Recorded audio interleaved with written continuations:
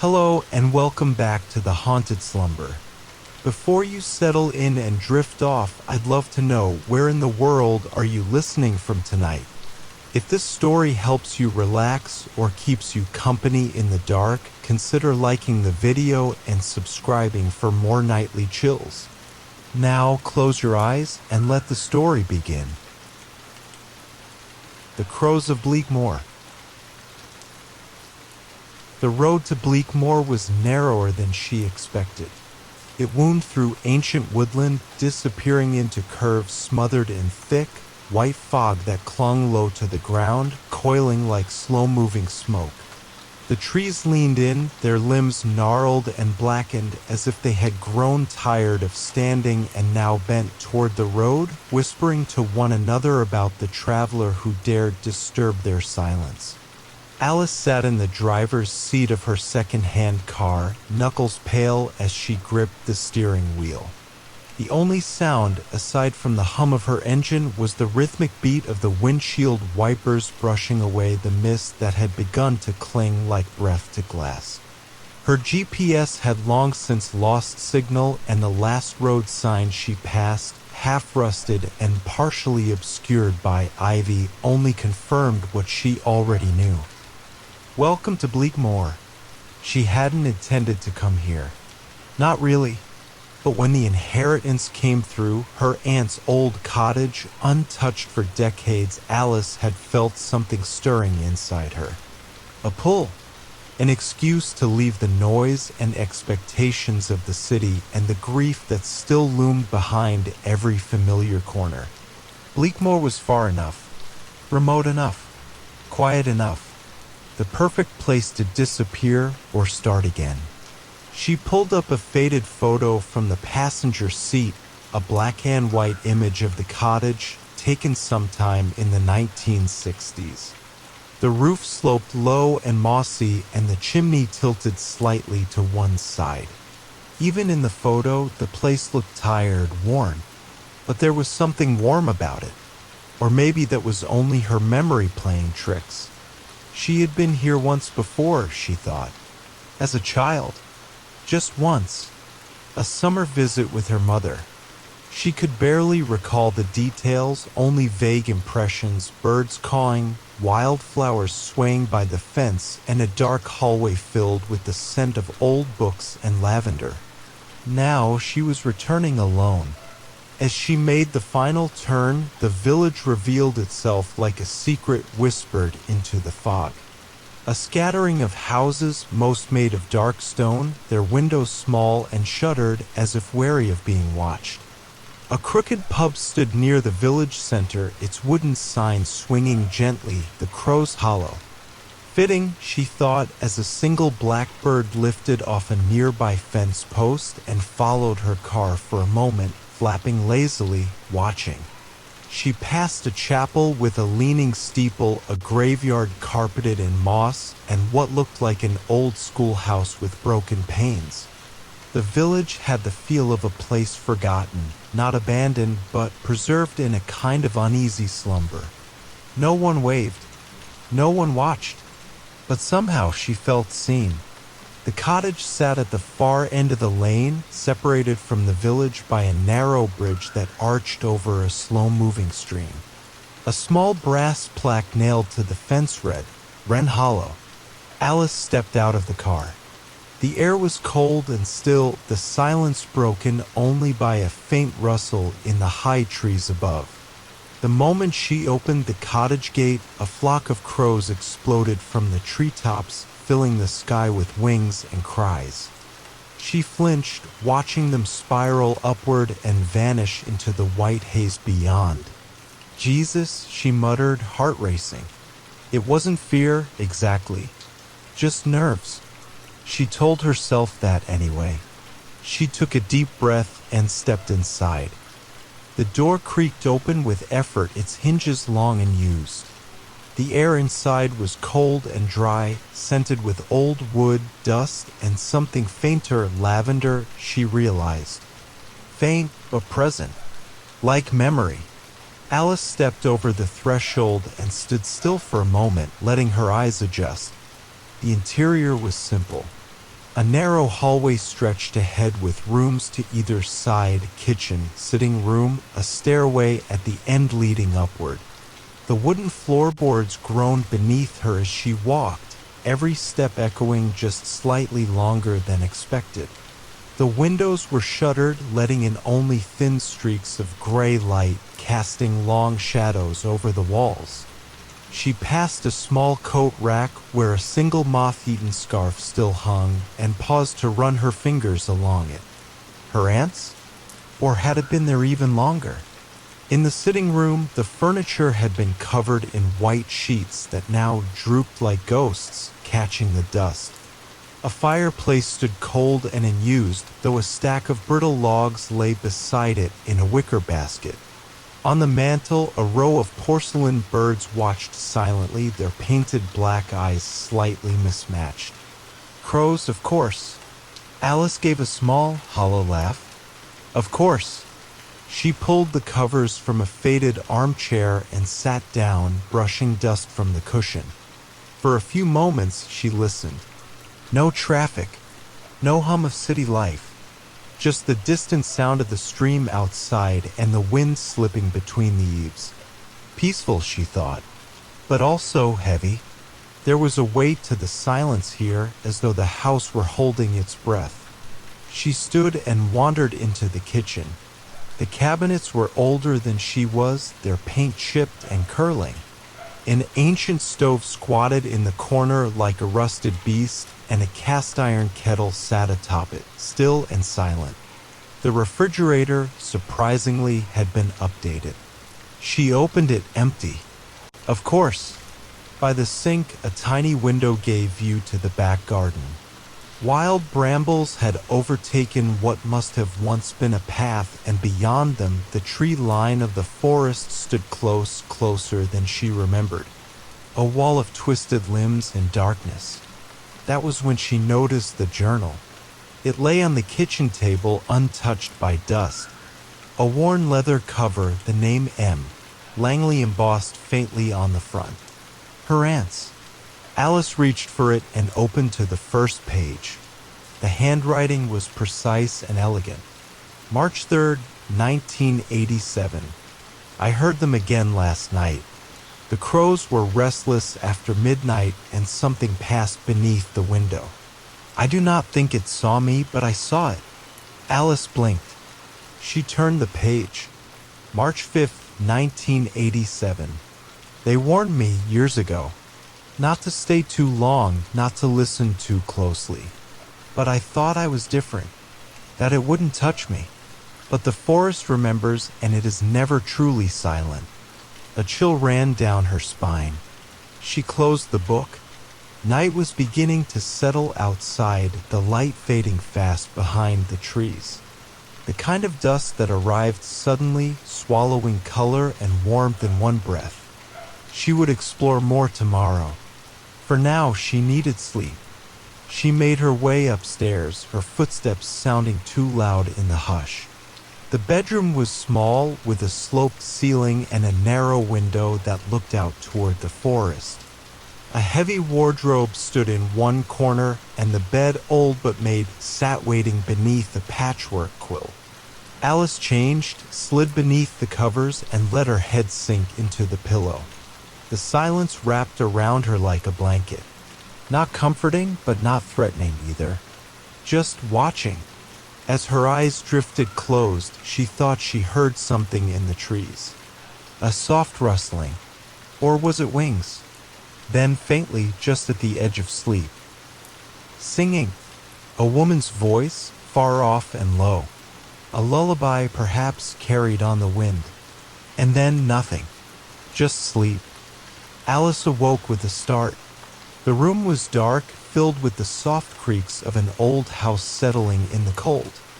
For a moment, she didn't know where she was. The ceiling sloped sharply above her, the air smelled of timber and earth, and her body ached from the long drive. Then she remembered. Bleakmoor. The cottage. The journal. She blinked toward the window. Pitch black. No moonlight. No stars. Only darkness. It must have been the wind that woke her, she thought. That or the strange sensation that someone had been calling her name.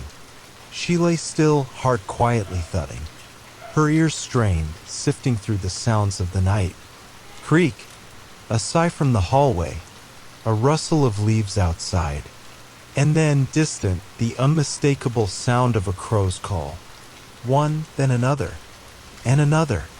Their cries layered over each other like threads in a dissonant harmony. She sat up slowly, pulling the quilt tighter around her.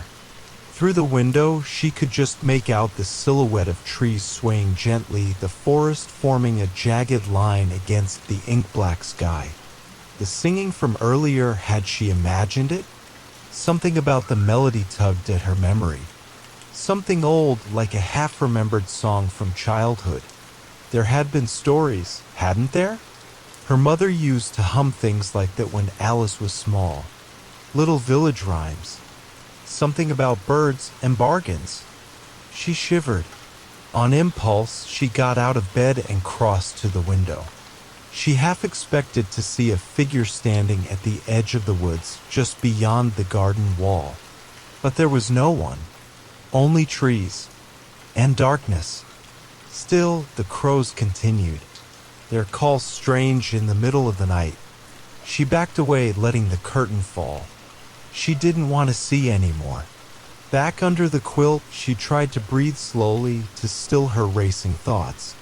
The cottage creaked again, louder this time or closer. A door shifting on its hinges. Maybe the wind. Or maybe something else. She closed her eyes and focused on the sound of her own breathing. In, out, in, out.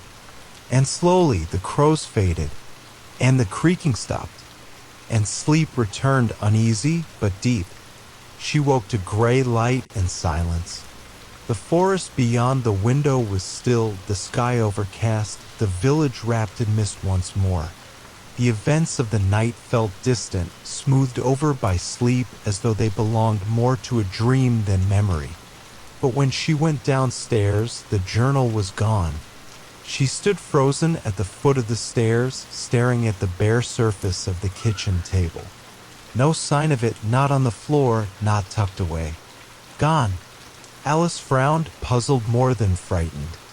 She searched the small space, opened drawers, looked beneath the table, even checked the living room, but found nothing.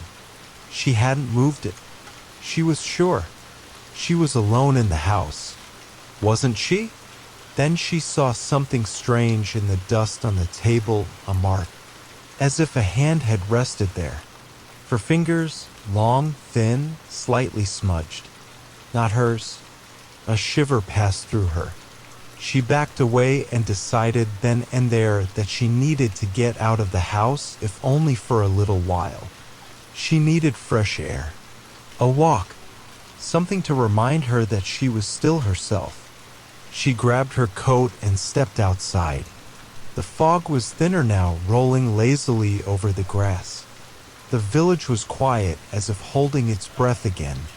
But the crows were there, perched on rooftops, fence posts, the skeletal limbs of bare trees. Watching.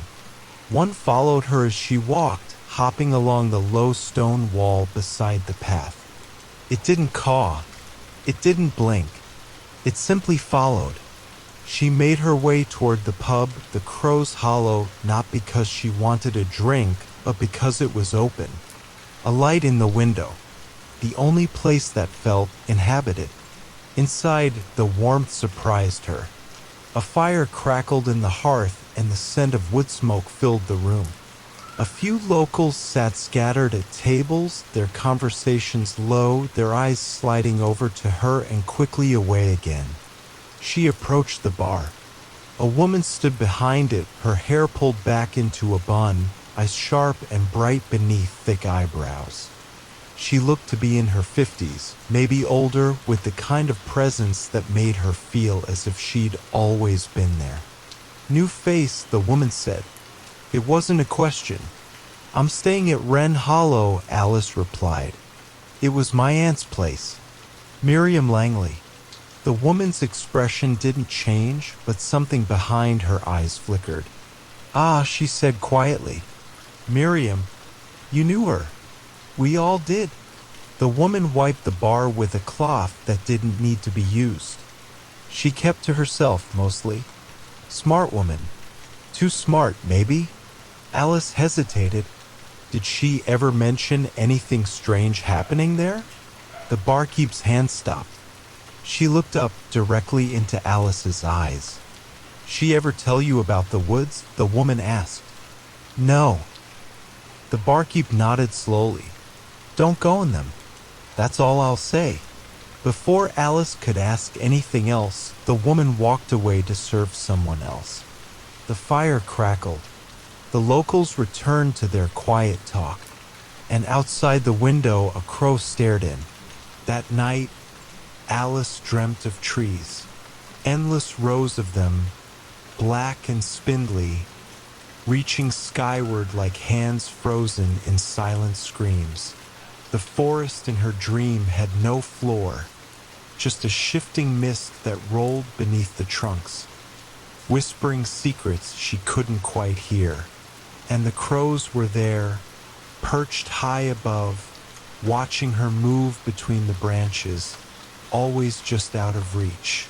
When she awoke, her heart was pounding. The sound of wind brushing the window panes sent a tremor down her spine.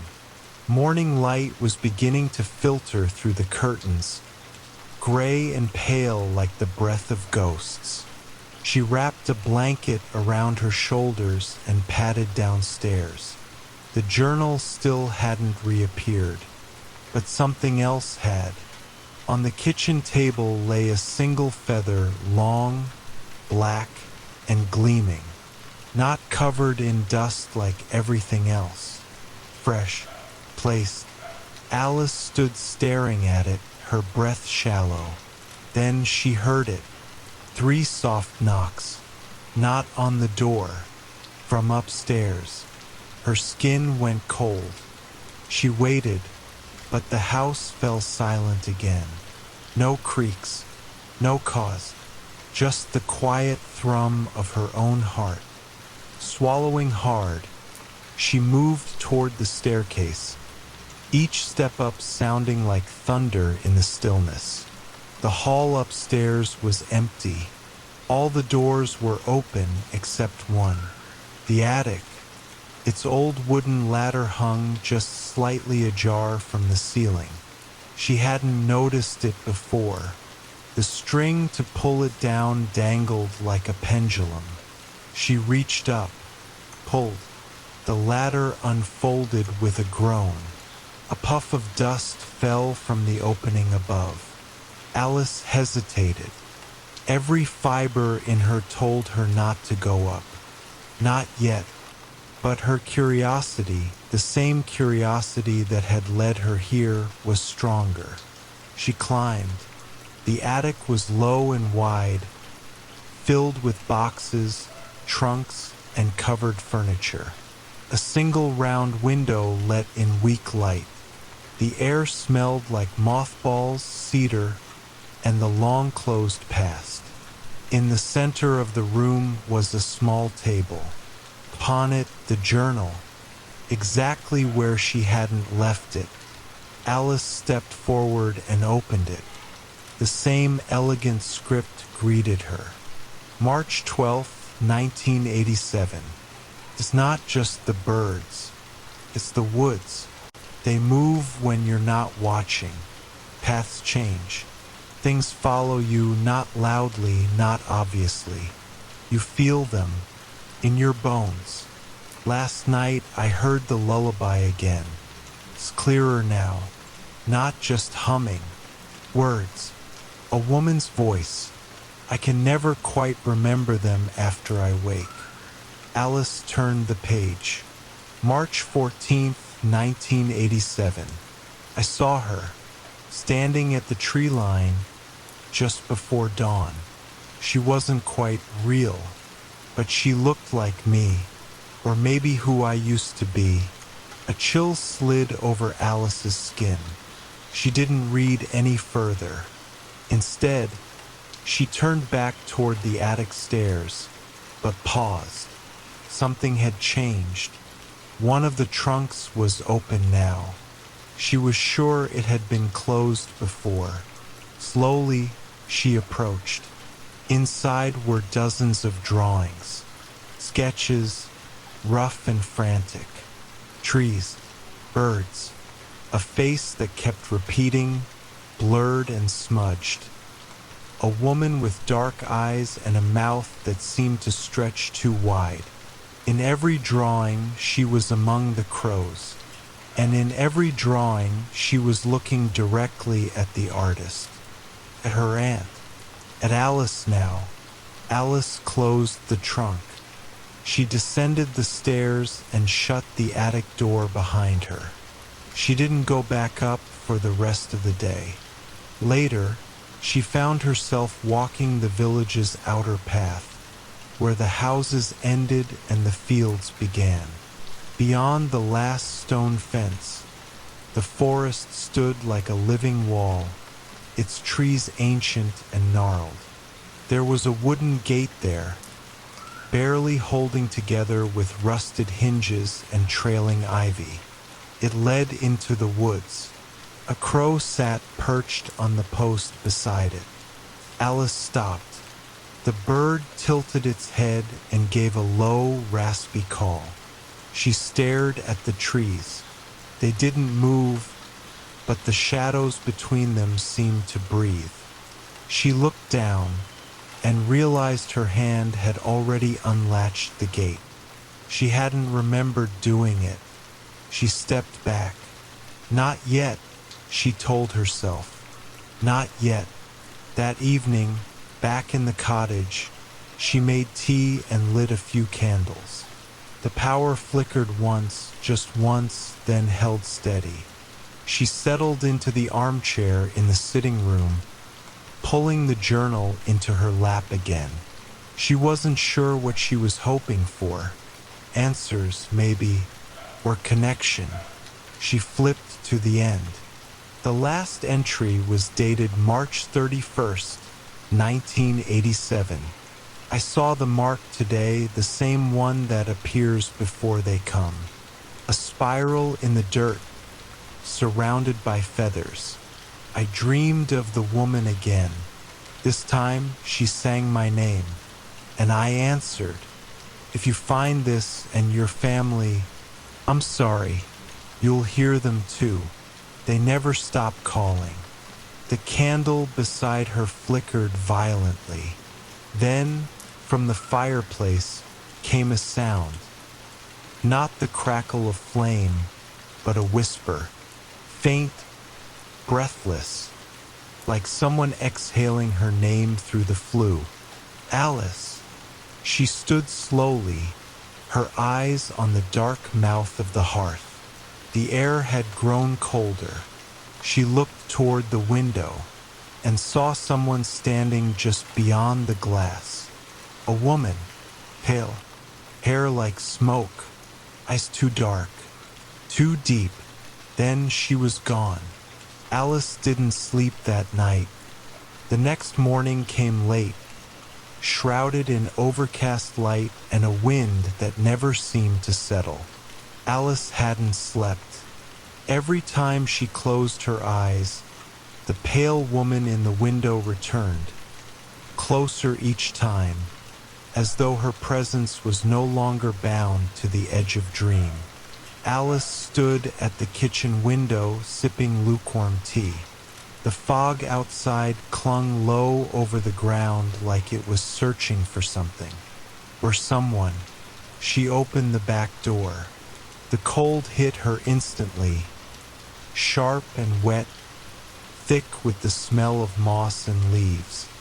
She stepped outside, crossing the uneven stone path that led from the cottage to the overgrown garden. And beyond that, the gate. It was open. She was sure she'd closed it. The crows were quieter this morning. Not silent, just watching. Lined up along the fence, the trees, the power lines. Heads cocked, feathers fluffed. She felt them before she heard them. The whispers, not words, not language, just intent. A soft invitation carried on the breeze, like the curling finger of a voice just outside understanding. Without thinking, Alice stepped through the gate. The path beyond was thin, not well trodden. Just a corridor between trees where the ground dipped and the brambles bent away, as if something had recently passed through. She paused at the edge. Her aunt's journal had warned her. So had the woman at the pub. But Miriam had come here, and Alice could feel it in her bones. Something had been left behind in these woods, and it was calling her. She stepped forward. The forest closed in behind her. The trees were older than she expected. Not simply tall, but ancient, thick-barked, twisted, their roots gripping the earth like claws. Light filtered through the canopy in gray, dappled patches, illuminating nothing. There were no sounds of birds, no insects, just the occasional rustle, too rhythmic to be wind. After 10 minutes of walking, she realized she was no longer following a trail. There were no footprints, no clear markings. But she hadn't turned. She hadn't strayed. The path had changed. Her chest tightened. Then, just ahead, she saw it. A spiral, pressed into the mud with unnatural precision. A circle of feathers surrounding it. Some black, some white, some blood-specked. Alice stepped around it. The temperature dropped. Her breath became visible.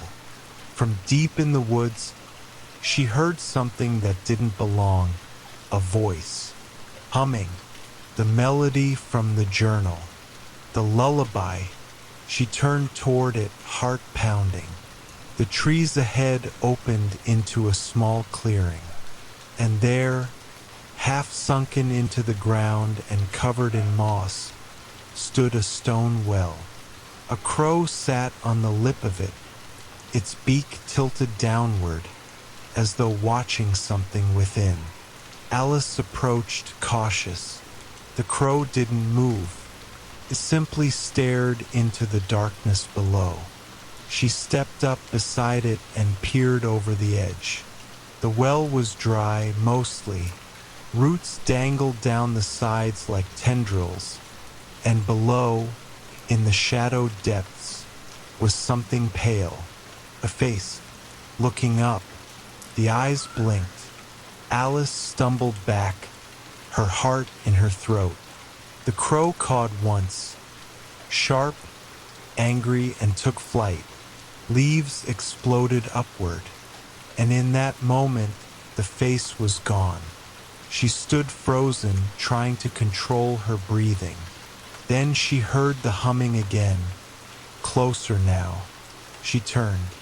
There was a figure on the other side of the clearing, barefoot, wrapped in a dark shawl, skin ashen and hair floating like smoke around her face. The woman from the window. She said nothing, just watched. Alice took a step back. The woman raised a hand and pointed, not at Alice, but at the well. Then she turned and walked into the woods. Without a sound, Alice stood motionless for a long moment. Then, despite every instinct screaming at her to leave, she followed.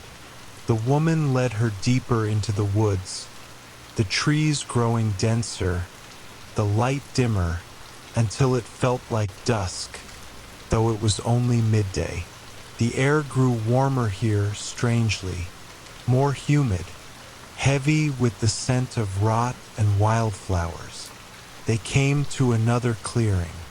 In the center was a cottage, smaller than Alice's, nearly collapsed in places, but still standing. The woman was gone, vanished between one breath and the next. Alice approached the door. It was half rotted, the hinges rusted. When she pushed it open, it fell off entirely. Inside, dust blanketed everything, but the furniture was arranged, not abandoned, preserved.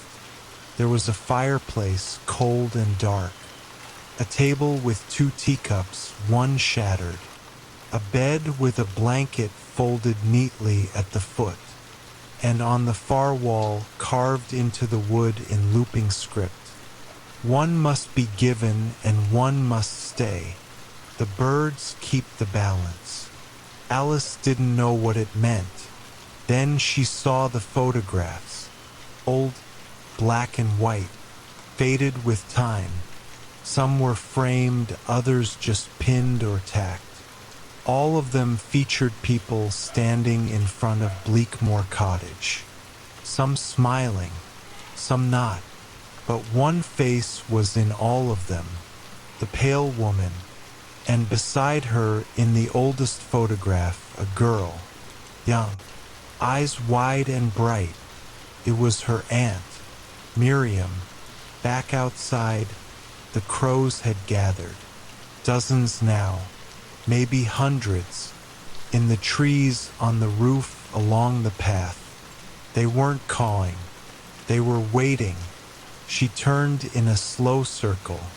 The forest felt different now, watching her with eyes she couldn't see.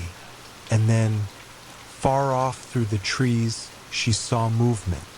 Another figure, running. It was a child, small, barefoot, hair tangled, face streaked with dirt, and she was crying. Without thinking, Alice ran after her. Branches whipped at her arms and face as she pushed through the undergrowth. The girl stayed ahead, never looking back, but always just close enough to see. She led Alice to a shallow ravine where a single massive oak tree stood. Its trunk split wide like a gaping mouth. The girl disappeared into it. Alice skidded to a stop, panting. The tree was hollow, and from within, she heard something that made her blood turn to ice. Not a whisper, not a song. Chorus, voices, hundreds, layered and distant, crying, begging, chanting, and beneath it all, laughter. Childlike, cruel. Alice took a step back. Behind her, a branch snapped. She turned but saw no one. Then, right beside her ear, close enough to feel the breath. "We see you now," she screamed, and everything went black. Alice woke to the sound of wings, the rhythmic beating, heavy and close, like a storm of feathers above her head. Her vision was slow to return. The world came back in pieces, branches above her, a tangle of roots beneath her, and the aching cold that had settled into her bones. She was lying at the base of the massive oak. The hollow was empty. No child, no voices, just the echo of something ancient that still lived beneath the bark. She sat up slowly, head throbbing. There was blood on her sleeve, dried, a scrape along her cheek. She had no idea how long she'd been unconscious. The forest around her was quiet, oppressively so. The birds were gone. No, she corrected herself, they had simply moved. Above her, in the branches of the oak, sat hundreds of crows. Their black eyes shimmered in the dim light. Not watching. Not exactly. More like waiting. Alice stood. "Why are you following me?" she whispered. "What do you want?" The answer came not in words, but in a slow, cold memory that began to surface from the dark of her mind. Something she hadn't thought about in years. A moment from childhood. Her Aunt Miriam had told her stories, hadn't she? About a tree in the woods. About a voice that lived inside it. And about the crows' guardians, she called them. not harbingers of death as the village believed, keepers of something older, something that must not be released. Alice stumbled back toward the trail, moving on instinct. The sky was dimming, evening was falling, or perhaps it was simply the eternal gloom of the forest thickening. When she emerged into the clearing where the well stood, she froze. Someone was there.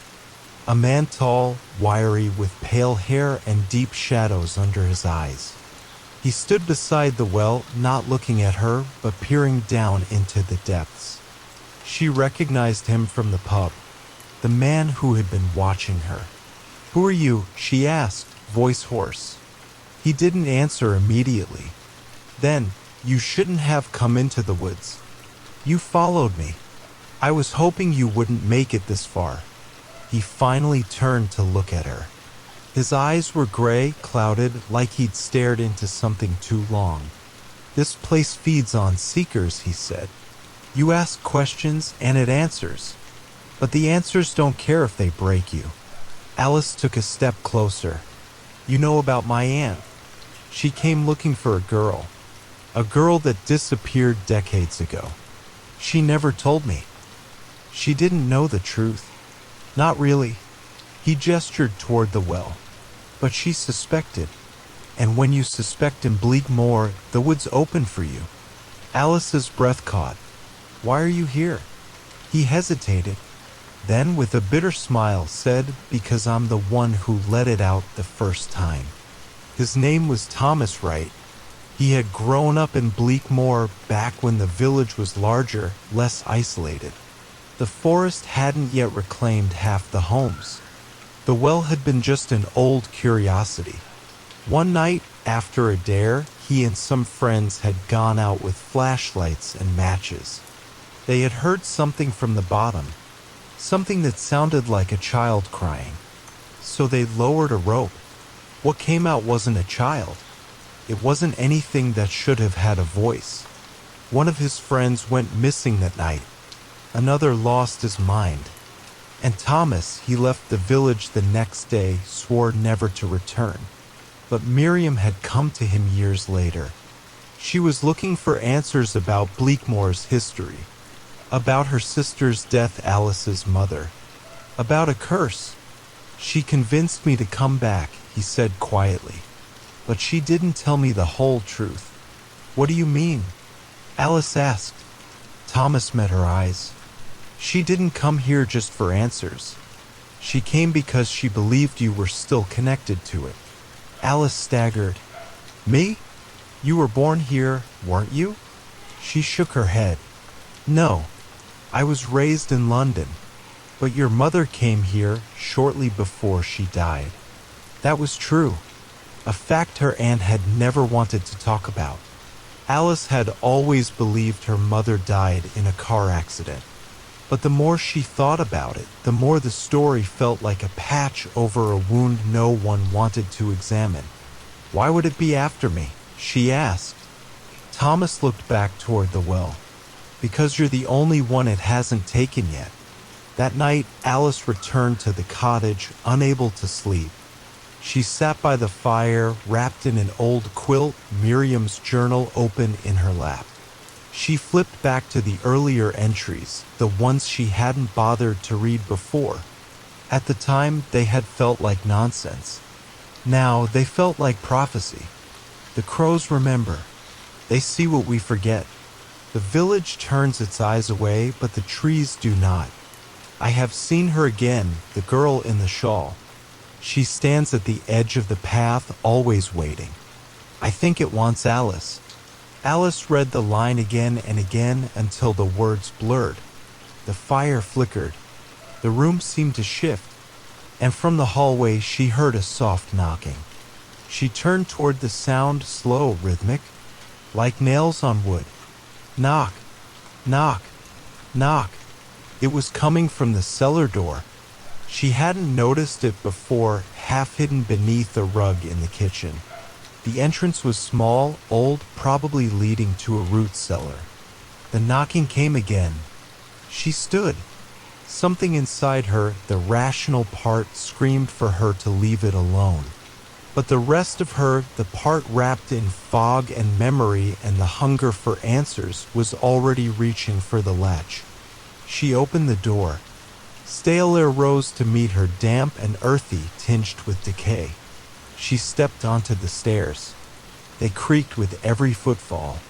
At the bottom, her flashlight caught the edges of old shelves, cobwebs, and another door, smaller, embedded into the back wall. It looked far older than the cottage itself. Its frame was uneven, and the wood was carved with strange, looping symbols that reminded her of the spiral in the forest. And on it, scratched into the grain, was a single word. Remember. Alice traced the word with her fingers. Remember. The door beneath the cottage felt warmer than the rest of the cellar, as though something behind it exhaled softly against the wood, not with heat, but memory. Or presence. Something aware. Her hand hesitated on the iron latch. Once opened, there would be no closing it again, not truly. Some doors changed the shape of a life forever, and Alice had a feeling this one had already been opened once, long ago. She pulled the latch. The door groaned open. Behind it was a narrow tunnel. Hewn from stone and soil, it descended at a shallow angle, far deeper than the cottage could possibly go. The air was cold and thick, laced with a scent like wet roots and ash. She stepped inside. As she walked, her flashlight flickered, not from dying batteries, but like something passed in front of it, a shadow that couldn't be seen. Her own breath sounded too loud. Her thoughts too soft. The tunnel curved, then opened into a wide chamber. And there, in the center of the earth, stood the tree. It shouldn't have been possible. Yet there it was, a blackened oak, gnarled and dead, its bark riddled with spirals and crude symbols, some burned, some etched. Its branches reached up and into the rock above like they had grown through time itself. At its base sat a stone well, not like the one in the forest. This one was older, built from red, almost fleshy stone, slick with moisture. And from within it came, whispering. Not words. Not at first. Just sounds. Shapes of voices. Murmurs pressing against the mind. Then, Alice. She froze. The voice was her mother's. Come home, Alice. Come back. You never left. Alice stumbled backward, heart pounding. The whispers grew louder. Around the chamber, the walls shifted, roots moved like veins, and behind them, faces began to emerge. Eyes, mouths, dozens, no, hundreds of half-formed faces pressed beneath the stone and bark. Some wept, some smiled, some screamed without sound. She turned to flee, but the tunnel had sealed behind her. The door was gone. Above ground, the crows screamed. Hundreds, maybe thousands, circling above Bleakmoor now, their cries rising like a warning. Thomas stood on the path outside the cottage, staring toward the roof as the birds gathered. One landed near him. It didn't caw. It just looked at him knowingly, and then took off, flying toward the woods. He followed. Below, Alice stood before the well, breath shallow. The voice had changed. Now it was her aunt's, then her father's, then her own, twisted, echoing in reverse. Each voice tried to pull her in. Not physically, not yet, but mentally. Each whisper a hook behind the eyes. Each word a worm in her ear. She stepped away from the well, but the chamber shifted with her. The tree leaned down, impossibly tall now, its dead limbs reaching. She screamed, not in fear, but in denial. And the crows answered. They came pouring through the stone. Not through a door, but through the air, like shadows turned solid, bursting in a flurry of feathers and shrieks. They circled the well, slamming into it, clawing, beaks chipping away at the stone. Alice dropped to the floor, covering her head. One of the crows, larger than the rest, with a scarred beak and a single white feather in its wing, landed in front of her. It looked at her. Then it opened its beak and spoke, not in English, not in words, but Alice understood. She had always understood. You are the lock. You are the key. Choose. Suddenly she was back, in the clearing, the sun overhead, the forest gone quiet. No crows, no whispers, no well, just her, standing before the oak. The hollow at its base was open again. Inside sat a little girl. She looked up, and this time Alice saw her own face. Not mirrored, not reflected. Younger, innocent, still whole. You left me here, the girl said. Tears welled in Alice's eyes. I didn't know. You knew. Alice knelt. I didn't want to remember. The girl tilted her head. Will you take me home? Alice hesitated, then reached out.